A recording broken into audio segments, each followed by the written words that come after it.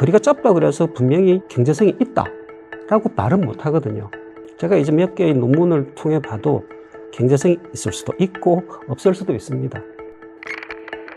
저는 영산대학교 물류경영학과에 있는 김기태라고 합니다. 북극항로해서 붙여놓은 고유명사입니다. 그리고 이 북극항로는 실제로 배가 항해할 수 있는 경로가 3가지가 있습니다. 엄밀히 말하면 2가지인데요. 대서양에서 태평양 가는 북동항로가 있고요. 대서양에서 캐나다 북극으로 가는 북서항로가 있고요. 그 다음에 북극점을 지나가는 북극횡단항로, 그렇게 3가지 항로가 있습니다. 근데 우리가 지금 여기서 말하는 건 대개 러시아 연안에 있는 북동항로를, 북극항로를 지금 북극항로라고 이야기를 합니다. 그래서 이제 북극항로 시대라고 이야기하면 이전에는 딱 2가지였습니다. 해빙 기상 자연적 조건. 그러니까 이게 6월 말부터 11월 말까지 얼음이 좀 많이 녹아서 항해가 쉬운데 겨울에는 항해가 어렵다. 그래서 기후가 어떻게, 해빙 기상이 어떻게 바뀌냐, 그런 것들이 조건이 첫 번째 조건이었고요. 그 다음에 이게 항로가 이렇게 극동에서부터 유럽까지 짧습니다. 분명히 3분의 1 가까이 짧습니다. 그렇지만 남방 항로에 비해서 북극 항로는 얼음도 있을 수 있기 때문에 배가 튼튼해야 돼서 배값도 비싸고요. 해빙 지원비나 해빙 빙해역 도선사를 태워야 됩니다. 그래서 다른 비용이 많이 들어요. 그런 경제적 조건, 거리가 짧다 그래서 분명히 경제성이 있다 라고 말은 못 하거든요. 제가 이제 몇 개의 논문을 통해 봐도 경제성이 있을 수도 있고 없을 수도 있습니다.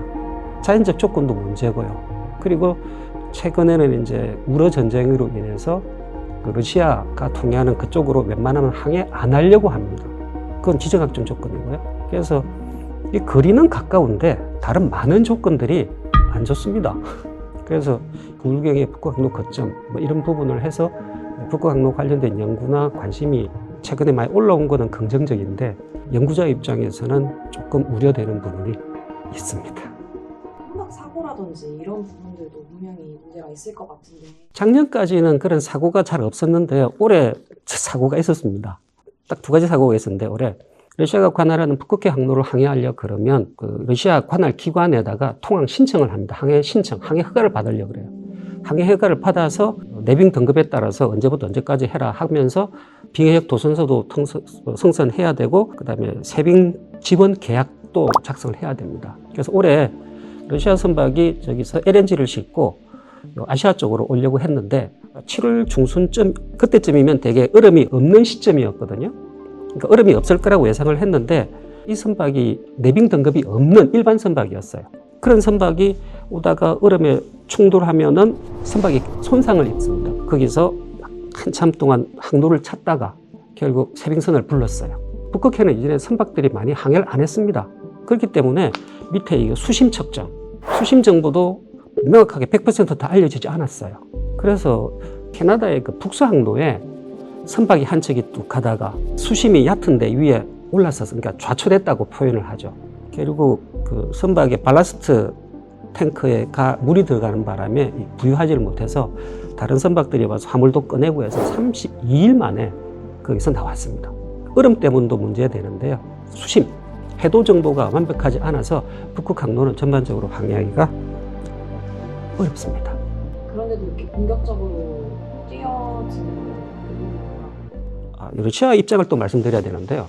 러시아가 북극항로를 개발합니다. 러시아 북극에 LNG도 생산되고요. 석탄도 생산되고 철광석도 생산되고 구리나 금, 은 광석도 있습니다. 광산도 있어요. 거기서 생산되는 자원을 운송하려고 그러면 세빙선도 필요하고 세빙, 내빙 화물선도 필요합니다. 그거 수출하기 위한 항로가 북극해 항로입니다. 러시아는 그걸 개발해야지 자원을 수출을 해요. 아시겠지만 지금 우러 전쟁 상황으로 대절 해제 때문에 2027년부터 북극에서 생산된 러시아 석유를 유럽이 안 받는다 그러거든요. LNG나 자원들을. 그럼 이 자원이 대부분 아시아 쪽으로 와야 됩니다. 그런데 그쪽에서 유럽 쪽으로 가는 거는 상대적으로 얼음 조건도 좋은데요. 여기서 아시아 쪽으로 빼려고 그러면 그 얼음 조건이 상대적으로 안 좋습니다. 강력한 세빙선들이 더 투입이 돼야 되거든요. 그래서 러시아는 북극 항로를 그런 관점에서 자기 나라의 경제 발전을 위해서 개발하는 겁니다. 그러면서 개발되면은 중국이나 우리나라나 유럽이나 컨테이너 선들이 오고 가고 할 수는 있을 겁니다. 그런데 중국이 그렇게 하는 이유, 중국은 자원 수입을 하거든요. 러시아 자원은. 어차피 중국이 유럽 물량들이 많이 있기 때문에 그걸 통해서 하려고 하는 거예요. 어차피 되는데 갔다 오면 짧게 할 수 있으니까. 우리나라 입장에서도 그런 식으로 할 수는 있습니다. 하면은 하절기에 운송할 때 분명히 경제성이 있어요. 그런데 항상 경제성이 있지는 않을 거다. 조건들이, 적절한 조건이 맞춰져야 경제성이 있는 거죠. 그리고 그거는 시간이 지나면 점차 개선될 거다. 그렇게 보고 투자를 할 필요는 있습니다. 지정학적 조건이나 해빙 조건이나 그런 부분들을 보고 접근하는 게 필요하다라고 보죠. 이게 뭐 동남 지역 경제권이 활성화될 거다. 뭐 이런 기대감도 좀 있는 것 같아요. 맞습니다. 북극 항로 진출입 선박이 그쪽을 다 지나가요. 그러니까 일본과 우리나라 사이에 있는 부산, 그러니까 울산부터 부산, 경남 지역을 다 거쳐 지나갑니다. 휴게소로서 아주 제일 적합한 지역이란 말입니다. 그리고 가만히 보면 울산은 우리나라 액체 물류항이에요. 석유도 들어오고 석유 정제한 제품도 나가고 러시아 쪽에서 채굴된 석유, 액체 화물들이 이쪽으로 많이 올 수 있습니다. 울산으로. 그 다음에 부산은 컨테이너 중심항이고 그 북극 항로 진출입 선박에 대해서 서비스를 작용해 줄 수 있는 많은 기반이 조성되어 있습니다. 부산에서부터 저기 거제도까지 보시면 그 선박 기자재 산업들이 많이 있고 아울러 선박 수리하는 업체들도 되게 많이 있습니다. 한때 부산에 있는 수리 조선의 대상의 70%가 러시아 선박이었습니다. 그럴 정도로 울산에서부터 저 경남까지 이 지역에서 북극 항로를 진출하는 선박이 많아지면 많아질수록 기름이 울산에 올 수 있는 가능성도 많아지고요. 컨테이너가 부산에서 싣고 내려주는 가능성도 많아지고 경남 거제에서부터 부산까지 극지 선박에 대한 수리 조선할 수 있는 기회도 많아집니다. 그런 것들이 다 기회입니다. 그런데 우리나라가 지금 할 수 있는 거는 그거를 하기 위한 준비밖에 못 합니다. 지금 대러제재 상황이기 때문에 모든 게 다 불확실합니다. 그러니까 지금 러시아에서 판매하고 있는 LNG나 석유를 서구 국가들이 못 사게 막고 있는 이유는 그거를 팔아서 그 돈으로 러시아가 우크라이나 전쟁에 사용하는 전비로 산다. 그것 때문이거든요. 다른 관점에서 보면은 러시아가 지금 그렇게 상황이 안 좋기 때문에 환경에 위배될 가능성이 있는 선박들, 아주 노화된 선박들을 가지고 북극 항로를 막 항해하고 있어요. 전비로 사용되면 안 되지만 러시아가 지금 저렇게 안 좋은 상황 속에서 환경에 위험을 줄 수 있는 선박을 북극에서 운영하고 있다. 이거는 문제되지 않느냐. 이걸 어떻게 개선한 환경 보호 관점에서 러시아와 이렇게 같이 협력할 수 있는 방안을 마련해 나가면서 우리나라 그쪽 부분, 산업 부분도 발전시키는 걸 한번 고려해보면 어떨까라는 생각입니다. 구군이 걸렸다. 이런 표현을 하면서 우리 국민들한테 말해주고 있거든요. 구군이 틀린 건 아닙니다. 구군이라는 표현은. 맞아요. 우리나라의 위치가 북극 항로가 활성화되었을 때 좋은 위치예요. 그런데 말씀하신 것처럼 아직 그게 확실히 열리지 않았습니다. 그러니까 기후변화에 의해서 얼음이 녹긴 녹을 건데요. 그게 내일 녹을지 내년에 녹을지 아무도 모릅니다.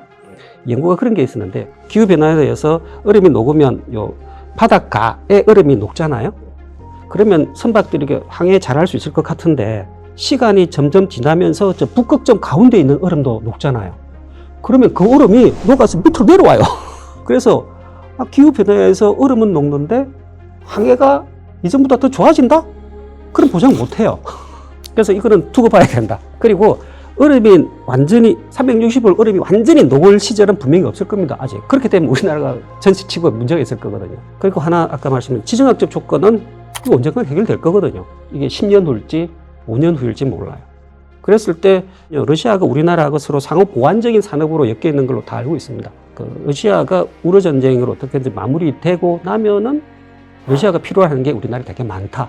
그러니까 지정학 조건 해결될 수 있고요. 해빙 조건은 계속 모니터링 해야 됩니다. 얼음 조건은 참 어렵습니다.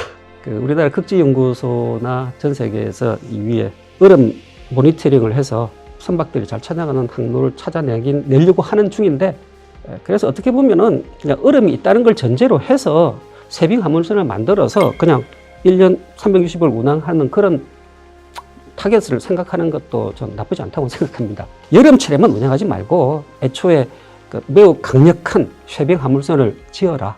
그런데 한 가지만 더 말씀드리면 그 세빙 화물선이 부산항에서 화물을 싣고 베링에 통해서 북극 항로 통해서 저기 유럽으로 가는 거는 생각을 좀 안 하는 게 좋겠습니다. 세빙선은 덩치가 커요. 쇳덩어리도 철판도 좀 두껍습니다. 값이 비싸거든요. 기름을 많이 씁니다. 여기서 아마 저기 베링해까지 아마 9일 정도 걸리거든요. 그거는 그냥 일반 선박으로 가고 그 부근에서 환적을 해서 세빙 화물선이 가는 게 그게 답이에요. 그래서 최근에 중국에서 그 북극 항로를 항해했던 컨테이너사 뉴뉴시핑사는 그 북극 바로 밑에 있는 러시아 항만인데 프로비데니아라는 항만이 있습니다. 그 항만에서 컨테이너 환적을 하겠다라고 올해 프로비데니아 항만 당국자하고 협의를 했더라고요. 야말 LNG도 원래 계획은 우리나라에서 사할린 지나서 저 베링에 저기 캄차트카 반도가 있거든요. 거기에 LNG 환적선을 만들어 놨습니다. 그래서 그 우리나라에서 만든 그 세빙 LNG 운반선이 북극을 통해서 캄차트카까지 오면 거기를 LNG를 내리고 그 배는 바로 돌아가고 그런 식으로 물류 체계를 만들려고 합니다. 그래서 부산항에서 세빙선이 출발할 가능성은 장기적으로는 없다. 어디를 해결하고 넘어가야 현실성 있는 방향으로 나아갈 수 있을까요? 두 가지를 말씀드리고 싶은데요. 첫째는 2013년 우리나라가 국극이사에 업적으로 가입을 하고 그 해 시범운항을 했습니다. 우리나라가 시범운항을 했는데요. 스테나 폴라리스라는 외국 배를 빌려서 우리나라 여수로 들어오는 나프타를 싣고 북극 항로를 시범 항해했습니다. 그게 첫 항해였고요. 그해 똑같은 해 2013년에 중국 코스코라고 하는 선사가 있었습니다. 국영선사입니다. 코스코라는. 그 선사가 가지고 있는 내빙 화물선에 저 유럽 쪽에서 화물을 실어서 러시아 화물도 아니었습니다. 유럽 화물이었습니다. 그걸 싣고 우리나라를 통해서 저 중국으로 갔습니다. 그러니까 우리나라는 외국 선박을 빌려서 우리나라 화물을 운송했고요. 중국은 자기 나라 선박으로 중국 수입품을 운송했습니다. 그게 시작이었거든요. 그 이후 우리나라는 시범 항해가 없었고요. 중국은 그 이후 코스코와 선박들이 계속 항해를 하면서 그 항해 경험을 가지고 있는 선원들도 계속 양성이 되었습니다. 내년에 우리나라에서 북극 항로 시범 항해를 계획하고 있습니다. 그런데 그 시범 항해를 함에 있어서 한 번으로 끝내는 건 솔직히 의미 없습니다. 다음에 어떻게 할 것인지 다음을 염두에 두는 시범 항해가 필요한 거거든요. 내년에도 이전 2013년과 똑같이 그냥 배 빌려서 우리나라 화물을 운송한다? 이건 솔직히 의미 없다고 봅니다. 그냥 쇼잉에 지나지 않는 거라고 보거든요. 물론 내년에 하고 내후년에 안 할 수도 있습니다. 그런데 안 하는 이유가 있으면서 미래를 계획하는 그런 시범 항해로 만들어져야 되겠다. 제가 제일 우려하는 게 그렇습니다. 저는 북극 항로 항해를 계속 연구를 한 사람으로서 이렇게 관심 있으면 좋아요. 그런데 과한 관심은 나중에 과한 혐오로 연결될 수도 있거든요. 이거 안 되는 거야. 쓰레기통에 처박아버리면 저희는 다음 연구를 못하고 어차피 중국은 계속 해나갑니다. 그러면 우리나라에서 북극을 계속 연구할 수 있는 기반이 사라지는 거를 좀 두려워할 뿐이라.